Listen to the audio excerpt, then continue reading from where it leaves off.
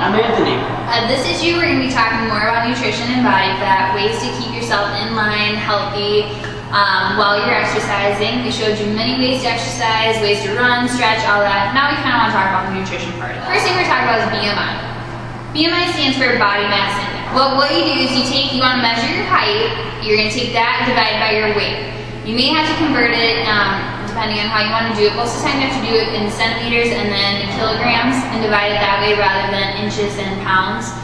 They do it more on the metric system, but you can look up online. There's different charts that show you where you're at. So when you take the height divided by weight, you will see an average number. That number you can follow on the chart. You take your age and then whatever number you got, and then you go and find that number. But basically what it tells you is kind of your body fat percentage that you have. Now it's not very accurate for most people because there's a lot of difference in weight, height, muscle mass, fat mass. There's so many difference that the BMI just can't calculate it all from that, because what you think might be overweight is actually in weight. So a lot of girls get the wrong idea, sorry to be sexist on girls, but do get the wrong idea that they weigh too much. But what they forget about is that your muscle weighs a lot more than your body fat. So when I step on a scale and I see my weight, I'm like, okay, I'm the average weight. Most girls, my height, I'm about 5'5", should be between the range of 130 to 140, maybe even a little more. Just because if you're very athletic, you're going to have a lot more muscle, you're not going to have as much body fat, and those are just the healthy zone areas. Any less than that, you get kind of scary, too small, just because your height doesn't adequate your size. You don't want to be too small for your height because then you're going to be a twig and you're going to break your hand. Guys, it just varies because they're with the height thing, because there are some people that are like 6 foot but they weigh like 300 pounds, you know.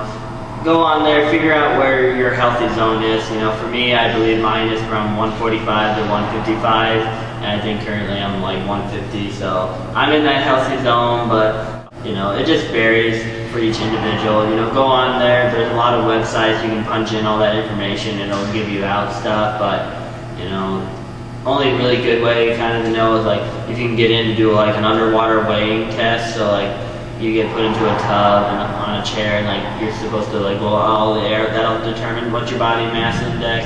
As much as you don't want to do it, like a bone scan will do it, because like they'll put dye in you and like the dye will actually like light up what little fat areas you have in the body, so like they can kind of tell too, but those are little extremes to do it. A more inexpensive way too is a lot of doctors' offices have this new scale. It's an electrical pulse that goes through. You can't feel it at all.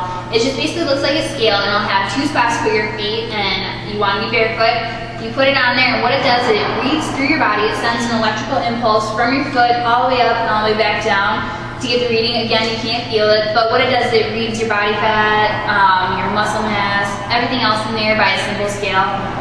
That's an easy way to do it. So if you really want to know exactly what you have, I would go to a doctor's office and I'll tell them. If you eat healthy, you exercise regularly, like you won't get rid of it fully, but you know, you'll have it desirable where you like it. You know, everyone wants the perfect body, which you won't ever really get the perfect body, but you'll get it to that desirable level. So. And just remember, when you're going through the grocery store, you want to look for more whole grains, look for natural things rather than processed. Anything like getting more vegetables that are in the vegetable area that are fresh, not in a can, are better for you. They have less sodium, less processed stuff in it. Try making more homemade meals so you stay away from going out. If you do go out, try to pick the more healthy options of either doing a salad, doing a sandwich, with no bread or something, something to decrease some of the extreme carbs that we get. Protein, remember, you don't need any more than your fist.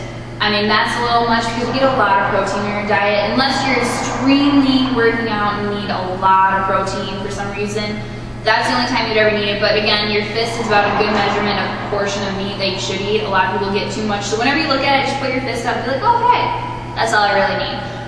Looking up other portion correct sizes, when you go online, you can look. They have a lot of websites out there. Look at the portions you should have on your plate. It's a lot less than what you think. But again, if we do 5 small meals a day versus 2 or 3 big meals a day, you're going to have a better diet, healthier appetite, and more energy, because you want to spread out that food to help your metabolism go. You're eating eating more, so it's working more. If you eat less, then it works less. You're not burning those calories. And plus, it's just nice that it's like, it's not all jam-packed, so you know, you spread it out so your digestive system works a little better. When it gets just smothered with a lot of food, it doesn't get all able to like absorb all the nutrients it needs. So breaking it down into smaller ones, it does a lot better to absorb all those nutrients you need. Just remember, look for less processed foods, more natural whole grain, not chemically induced, all that sort of stuff. Just look through the more aisles that are, it's going to be more expensive, but in the end you're going to feel better about it. You're going to eat not as much and you're going to have a better insight. We will see you for the next issue, but otherwise just remember, do the healthy food. Anything to add? No, I'm good. Alright, thanks so much.